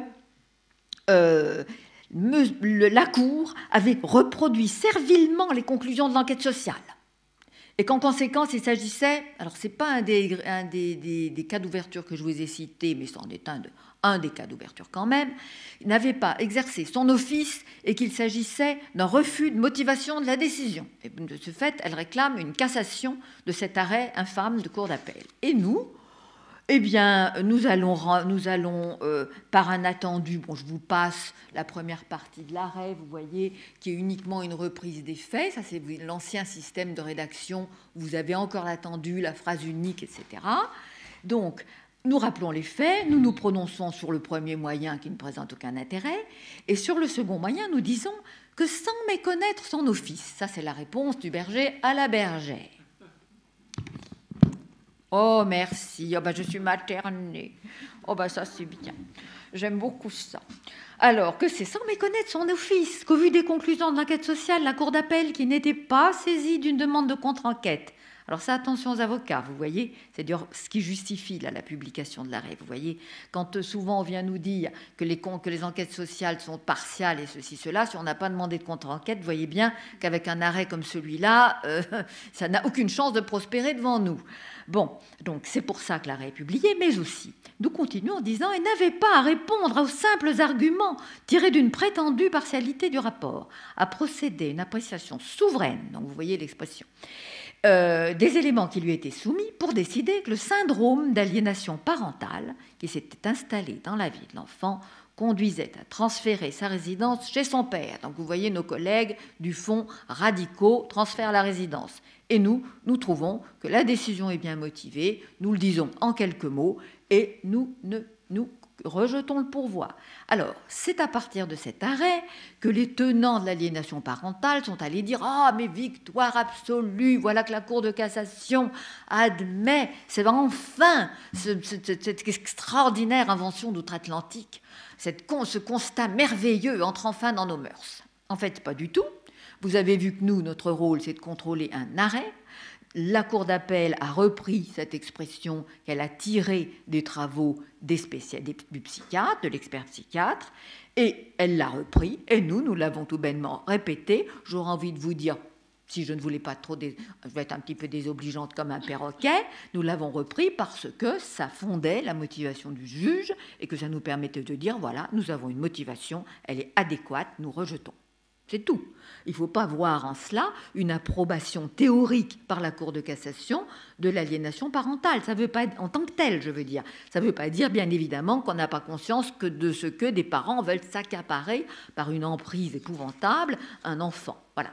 Mais tout ça pour expliquer qu'il ne s'agit absolument pas d'une bénédiction. Alors, dans la jurisprudence de la Chambre criminelle, je suis allée voir un petit peu, on trouve 6 arrêts.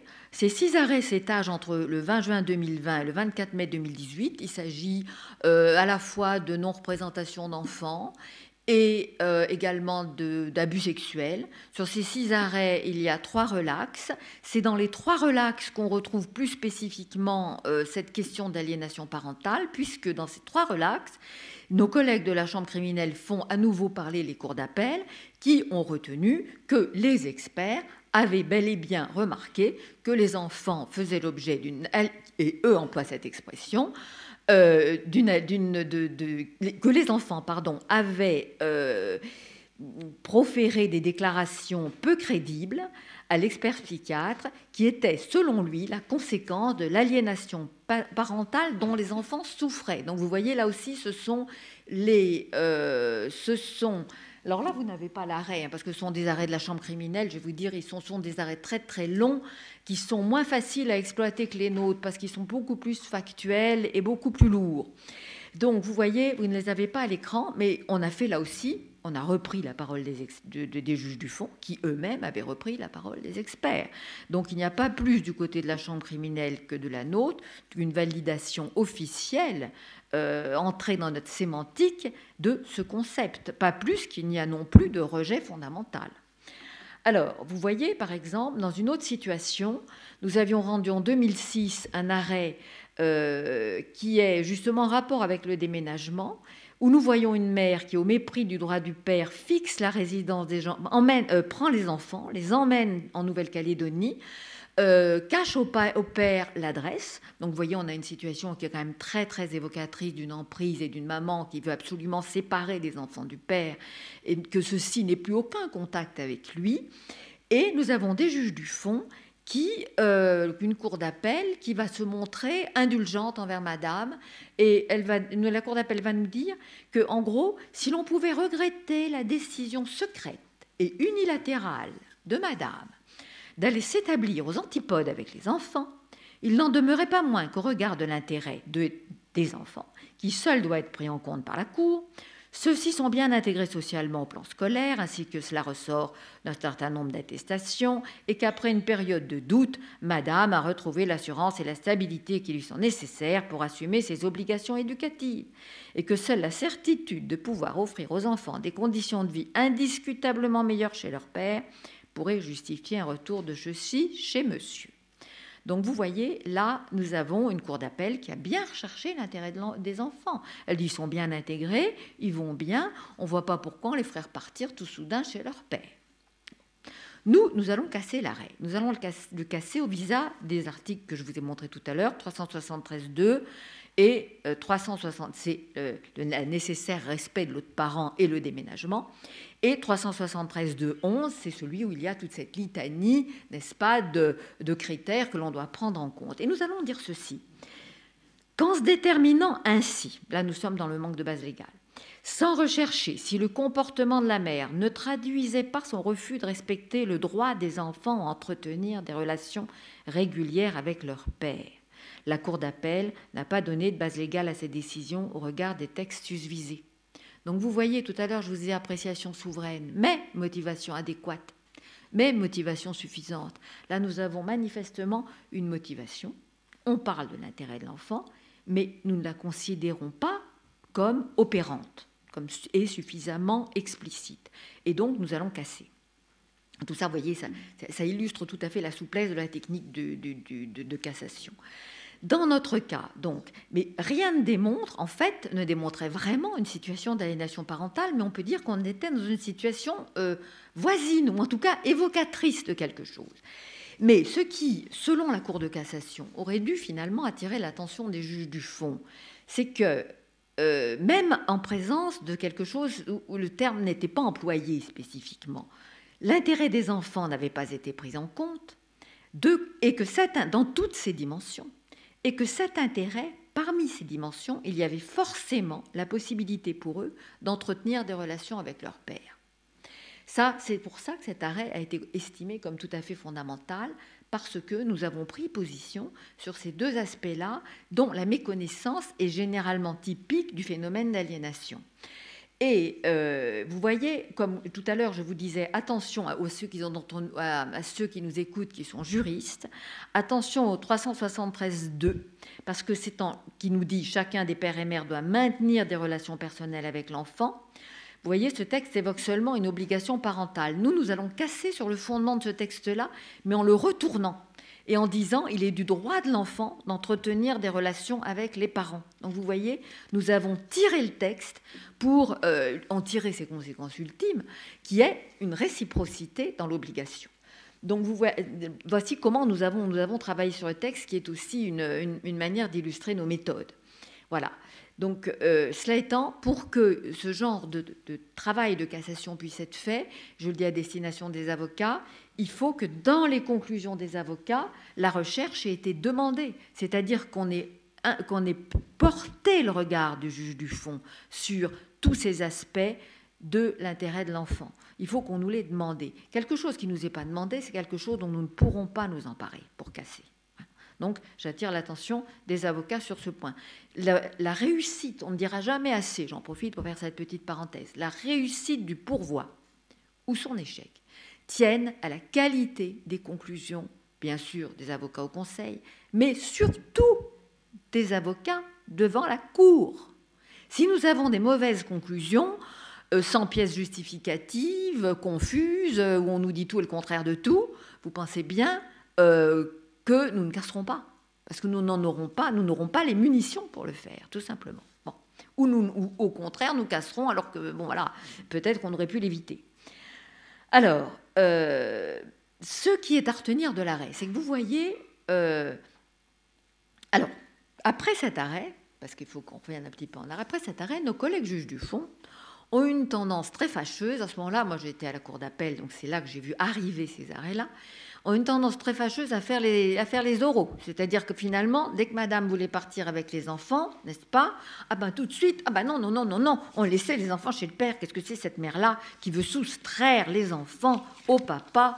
Et même si, à la limite, cette dame-là, eh ben, simplement, elle est obligée de partir pour des raisons professionnelles. Alors je vais vous dire, c'est comme ça que nous avons été amenés, que la Cour de cassation a été amenée à casser un arrêt pour remettre un peu la balle au centre, en fin de compte, dans lesquels nous avions, il y en a eu plusieurs, mais un qui était intéressant, dont je me souviens bien, parce qu'il se trouve que celui-ci, je crois bien que j'en étais le rapporteur.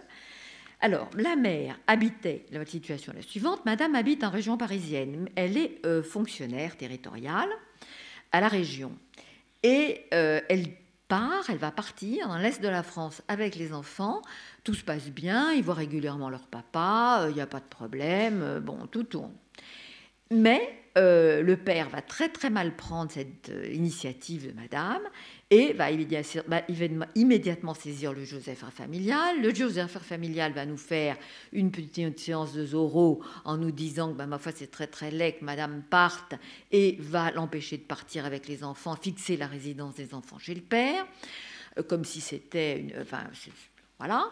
La cour d'appel va arriver par là-dessus et va nous dire que tout ça, ça ne va pas du tout et que madame avait parfaitement le droit de partir. Mais il faut préciser à la décharge de notre premier juge que devant lui, madame n'avait pas été en mesure de démontrer dans quelles circonstances elle partait et que devant la cour, elle avait amené des pièces, et notamment de son administration, pour nous expliquer qu'elle n'effectuait qu'une période de mobilité obligatoire statutaire en région parisienne et que, étant fonctionnaire territorial attaché à la région, qui à l'époque était encore la Lorraine et pas Grand Est, elle était obligée de repartir chez elle, dans ce qui se trouvait de sa région d'origine, parce que elle ne pouvait pas faire autrement et qu'il n'y avait pas de poste de sa qualification en région parisienne. Donc, la Cour d'appel nous dit, et voilà, on a une dame qui ne s'est jamais opposée aux relations avec le père, elle est obligée de partir, les deux parents ont des qualités éducatives, madame en a, les enfants retrouveront à Nancy les grands-parents qu'ils connaissent parfaitement bien, donc nous estimons que la résidence doit être maintenue chez madame. Là-dessus, pourvoi du père qui nous dit, mais la Cour d'appel n'a pas tenu compte de mes droits de père et n'a pas répondu à mes arguments selon lesquels madame était dans une attitude d'aliénation et tenait absolument à me priver de mes enfants. Alors, la Cour d'appel va rendre un arrêt le 21 septembre 2016 qui va être un arrêt très lapidaire parce qu'en fait c'est un arrêt, nous appelons ça dans notre jargon un arrêt sous le couvert, parce que nous avons dit sous le couvert de moyens de base légale, le pourvoi n'a pour objet que d'attaquer l'appréciation souveraine des juges du fond. Enfin, se tourner en des termes plus courts de cassation, mais c'est ce que ça signifie. Et pourquoi nous avons fait cela ? Parce que nous estimions que l'arrêt d'appel avait été très bien motivé, qu'on nous expliquait parfaitement pourquoi la résidence devait être placée chez la mère, et surtout, ce qui était très important, c'est qu'il ne nous était pas démontré que le départ de la mère était exclusivement dû à la volonté de séparer le père des enfants. En vérité, nous, ce que nous allons rechercher quand la cour d'appel, quand les juges du fond vont faire ce genre de manœuvre, vont fixer la résidence de l'enfant chez le père parce que la mère s'en va ou l'inverse, on va leur demander de nous démontrer, on va demander aux parties de le démontrer, mais on va demander aux juges de retenir que c'est uniquement dans le but de priver le parent non gardien, pardon pour cette ancienne problématique, non résident, phraséologie, non résident de l'enfant. C'est uniquement à cette condition-là qu'on pourra suivre les juges du fond sur ce terrain. Sinon, il est bien certain que nous l'éviterons parce que nous estimerons probablement que c'est une position qui est peut-être un peu dogmatique et que nous ne souhaitons pas encourager. Ce que nous demandons aux juges du fond, c'est un travail de cas par cas, un travail de in concreto, un travail approfondi qui doit s'appuyer sur les écritures des avocats. Voilà. Donc, et nous avons eu encore un autre exemple par lequel nous allons nous prononcer, là encore sans le dire, sur un syndrome d'aliénation parentale. Nous n'allons pas employer le mot, mais vous allez voir la motivation de la Cour va tout à fait l'évoquer. Nous avons des époux mariés. Ces gens-là s'entendent très très mal et se séparent. Dès avant le dépôt de la requête en divorce, on commence à ferrailler sur la résidence des enfants et le droit de visite. Alors, on n'a pas encore déposé la requête, mais il y a eu déjà 3 décisions du juge des affaires familiales sur ces points parce qu'on se dispute. Monsieur finit par déposer sa requête. Ça continue à ferrailler devant le juge de la mise en état. Les décisions, l'ordonnance de non-conciliation, les décisions du juge de la mise en état sont évidemment déférées à la cour d'appel et on ferraille encore devant la cour d'appel. Finalement, on finit quand même par statuer sur le divorce et la cour d'appel de Riom, qui est le juge du divorce, va encore avoir à connaître des disputes sur l'organisation de l'autorité parentale, sur les modalités d'exercice. Finalement, cette cour d'appel, elle va décider de fixer la résidence chez la mère, de donner un droit de visite et d'hébergement du père, et puis pour éviter que les enfants soient toujours tiraillés et assistent à des scènes extrêmement pénibles lors du passage de bras, elle va décider que celui-ci se fera en lieu neutre, de façon à ce qu'on évite quand même le pire. Pour eux, la mère va très mal le prendre et va se pourvoir en cassation. Et selon elle, elle fait valoir que le juge d'appel n'aurait pas dû, parce qu'il existait selon elle des motifs graves de priver le père, pour priver le père du droit de visite et d'hébergement. Donc vous voyez, on a une mère qui déjà manifeste une volonté quand même d'accaparement des enfants, qui est nette, parce que finalement, il résultait des multiples interventions, et on le verra lorsqu'on regardera l'arrêt de la Cour, que ces gens-là, ils avaient des capacités éducatives égales. Donc, si vous voulez, on n'était pas dans le cas d'un père qui est incapable. Ça peut arriver. On peut avoir un papa alcoolique, on peut avoir toutes sortes de situations qui font qu'on doit forcément être très restrictif, mais tel n'était pas le cas. La Cour d'appel va répondre.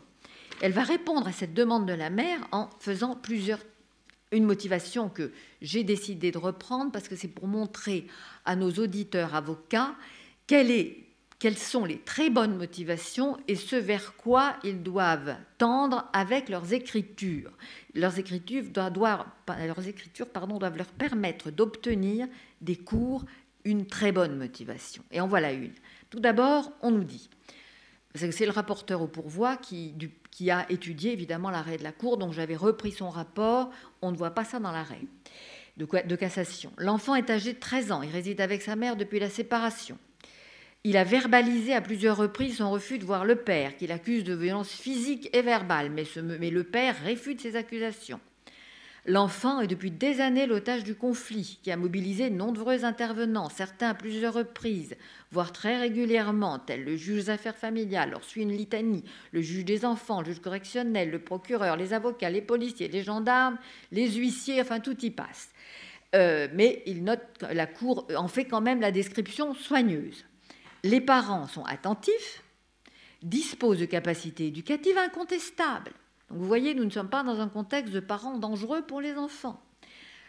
L'enfant ne souffre d'aucune pathologie, bien que, nous disent la Cour, les intervenants spécialisés ont quand même évoqué aliénation parentale, manipulation, instrumentalisation, enfants pris en otage et adoptant par loyauté un soutien indéfectible vis-à-vis de sa mère. La mère revendique, nous dit-on, une relation exclusive avec son fils et veut empêcher tout renforcement du lien père-fils à travers l'exercice régulier d'un droit de visite et d'hébergement. Et enfin, l'expert psychologue, nous dit la Cour, note que malgré un discours énoncé de façon non subjectivée, avec une grande distance affective et émotionnelle, de rejet à l'égard du père décrit comme violent, physiquement et verbalement, l'enfant ne présente aucun signe inquiétant. Il se présente comme souriant, détendu, très à l'aise, d'un bon contact, une absence de jugement envers les parents, il a un bon niveau scolaire, on ne constate aucun trouble du comportement ni des conduites.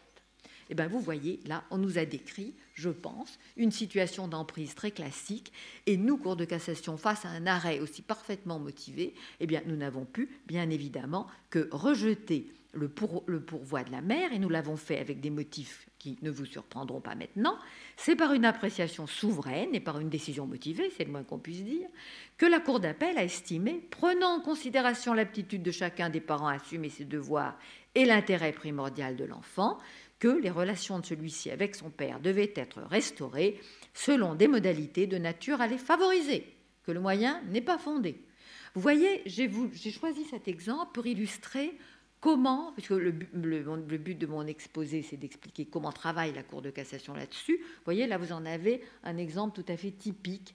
Nous prenons l'arrêt, nous le décortiquons et nous essayons de voir ce que nous pouvons, si ou non, en tirer au regard des exigences de la loi. Voilà. Alors, ça ne veut pas dire que nous ne contrôlons rien, puisque vous voyez, on a vu dans un exemple précédent que nous contrôlions. Et si la Cour a fait une erreur manifeste d'appréciation, nous pouvons essayer de l'accrocher si le moyen nous donne évidemment l'arme nécessaire. Mais simplement, ce que nous voulons des juges du fond, c'est qu'ils questionnent la situation qui leur est soumise au regard des critères légaux que nous avons vus, qui sont ceux de l'article 373 de 11, mais aussi de l'intérêt de l'enfant. Alors, j'en ai pour beaucoup moins, parce que j'ai pratiquement terminé pour dire que les juges du fond doivent cerner la teneur, s'en expliquer dans toutes ses dimensions, et que ces dimensions de l'intérêt de l'enfant, si vous voulez, ce que je voudrais faire comprendre, c'est ce que nous, Cour de cassation, nous attendons des avocats, parce que votre rôle à vous, il est absolument fondamental. C'est vous qui allez nous permettre de casser ou de rejeter. Donc, si vous voulez, l'intérêt de l'enfant, il va revêtir plusieurs dimensions. Ça peut être, les relations avec papa, bien évidemment, au tout premier chef, celle avec la fratrie, celle avec les grands-parents, le maintien dans son milieu scolaire où il est parfaitement intégré, la pratique des activités. Quand vous avez des enfants qui ont, par exemple, des problèmes de santé, du diabète, qui sont suivis par une équipe médicale avec laquelle ils ont l'habitude de travailler, avec laquelle il y a une confiance qui s'établit. Tout ça, c'est un élément déterminant de l'intérêt de l'enfant. Donc, si vous voulez, il faut le structurer en plusieurs catégories, enfin, c'est pas le mot, en plusieurs critères, et pour chacun de ces critères-là, pouvoir apporter des pièces. Ensuite, votre avocat au conseil, il devra pas forcément utiliser le manque de base légale comme cas d'ouverture, mais plutôt le défaut de réponse à conclusion. Vous voyez ? Parce que là, nous pourrons dire on n'a pas répondu à un élément déterminant de l'intérêt de l'enfant et qui était étayé par des pièces. Voilà. Alors, je ne sais pas si j'ai été très claire. J'ai essayé de ne pas être trop longue parce que d'abord, je pense que vous êtes un petit peu fatigués. Bien que tout ça ait été très intéressant. Et puis alors, expliquer la technique de cassation à la fin, c'est toujours un petit peu périlleux, parce que, n'est-ce pas, c'est tout de même assez austère. Donc maintenant, j'espère ne pas trop avoir fatigué messieurs les psychiatres avec des explications qui sont vraiment extrêmement juridiques et très techniques, et avoir éclairé nos chers avocats. Et voilà, que je suis toujours contente de retrouver, parce que ceux qui me connaissent savent à quel point j'ai eu et j'espère avoir encore beaucoup d'affection pour eux. Alors, mesdames et messieurs les avocats, à vos plumes.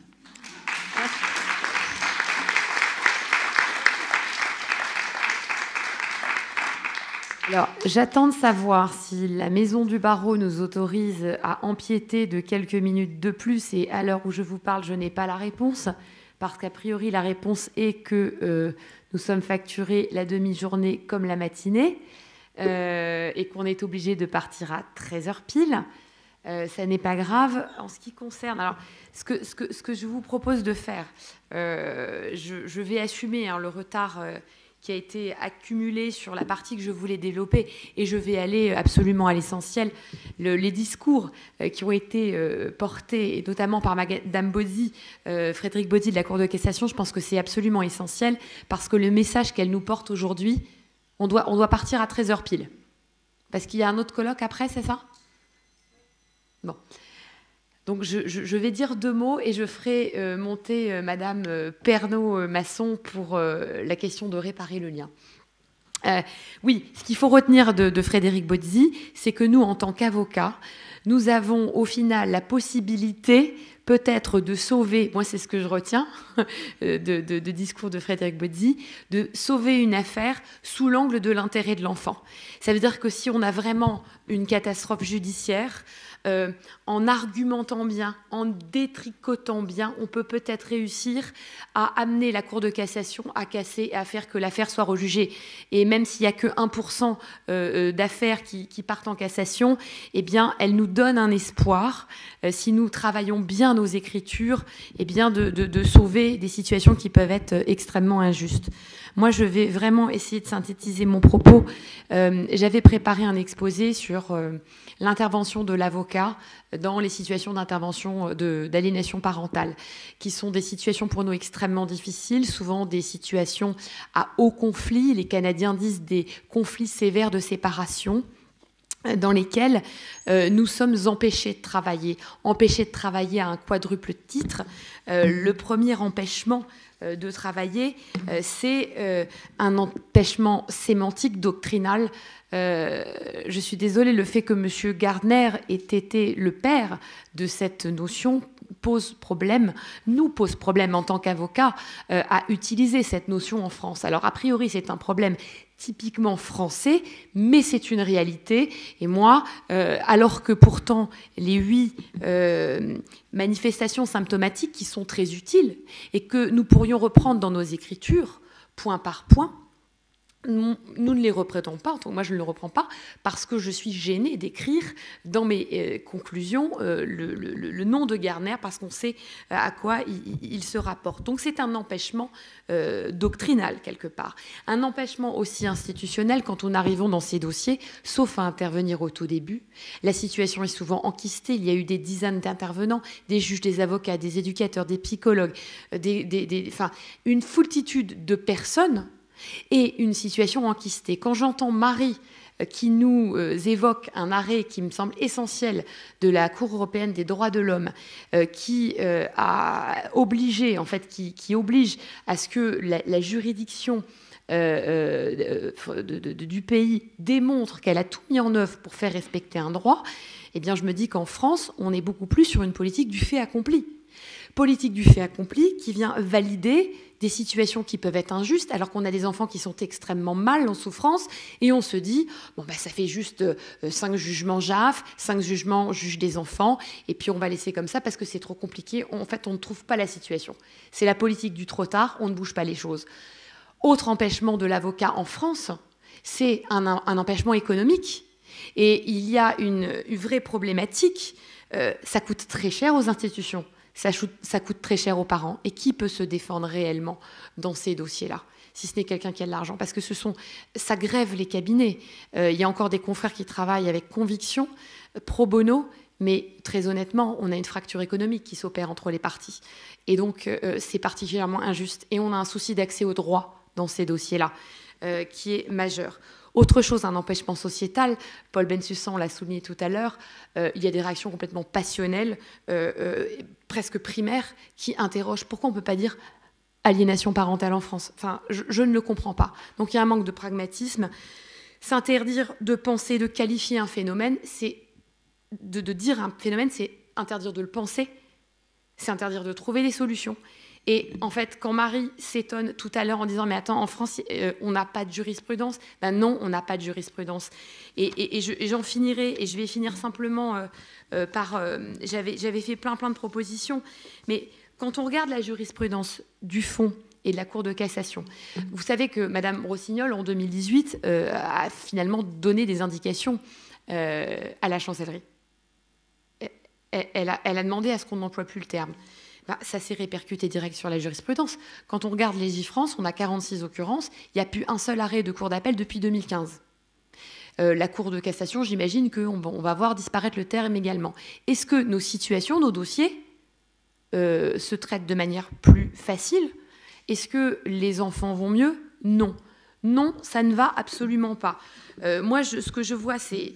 de nécessaire, c'est dans les 5-8 ans à venir une réforme majeure du droit de la famille, de notre système de droit de la famille et de la protection de l'enfance. Quand on voit aujourd'hui qu'un JAF, un juge aux affaires familiales, n'a pas la transmission immédiate et systématique d'un dossier en assistance éducative, ça paraît complètement aberrant. Enfin, voilà, j'avais énormément de choses à développer. Je pense que le colloque a été calibré de manière insuffisamment déséquilibrée, pas suffisamment équilibrée, pardon. Et je finirai simplement, et comme ça, Madame Pernaut-Masson aura tout le loisir de nous développer pendant une demi-heure la réparation du lien, mais jusqu'à 13h pile. J'avais noté comme piste pour essayer d'améliorer notre situation d'impasse. Nous sommes, en tant qu'avocats français, dans une impasse pour défendre les parents dans cette situation. Il y a un arsenal législatif assez récent qui a été mis en place avec la possibilité de demander des astreintes. C'est-à-dire que, et ça fonctionne, on demande des astreintes, on arrive à faire pression économique. Je vous assure que ça marche. On a également la possibilité, dans les cas les plus graves, de saisir le juge des enfants. Mais je veux dire simplement un mot en tant qu'avocat en ce qui concerne le travail avec les services sociaux. On sait très bien que les juges des enfants sont influencés, en tout cas vont suivre dans 90% des cas les rapports qui sont rendus par les services sociaux. Et nous, en tant qu'avocats, et c'est une réalité quotidienne, nous ne sommes pas partenaires des services sociaux. Nous ne parlons pas avec les avocats, on me le dit au téléphone, on le dit aux clients et on l'écrit. J'ai même des centres de médiation du lien qui nous disent « nous ne parlons pas aux avocats ». Mais si on ne parle pas aux avocats, on ne parle pas aux justiciables. Donc l'avocat n'est plus un partenaire de justice dans ces dossiers. Il y a une défiance. Alors, on m'a envoyé hier le livre de Madame Audinette, c'est Broca qui va ressortir là, qui est intéressant. Et la consoeur Chavez, qui a donc un chapitre dans ce dossier, commence sur le mensonge des avocats. Et en fait, remet en cause finalement, pas notre serment, mais notre manière de travailler, en disant de toute façon, les avocats, je résume, sont des menteurs, donc ils ne sont pas dignes d'être crus, donc pas des acteurs judiciaires, on va dire, pertinents et utiles, d'où la méfiance. Donc on a, a priori, du point de vue des avocats, quelque chose à travailler dans la relation avec les services sociaux, et c'est, à mon sens, le seul moyen d'impacter sur le plan du travail devant le juge des enfants, c'est-à-dire dans les situations les plus difficiles, les plus enquistées et qui ne fonctionnent pas. Il faudrait refuser tout dogmatisme avant analyse des faits, bien comprendre les besoins des parents, des enfants, des professionnels. Il y a des manières de travailler, de poser les questions à nos clients quand on les reçoit, pour essayer d'identifier si le parent connaît bien l'enfant.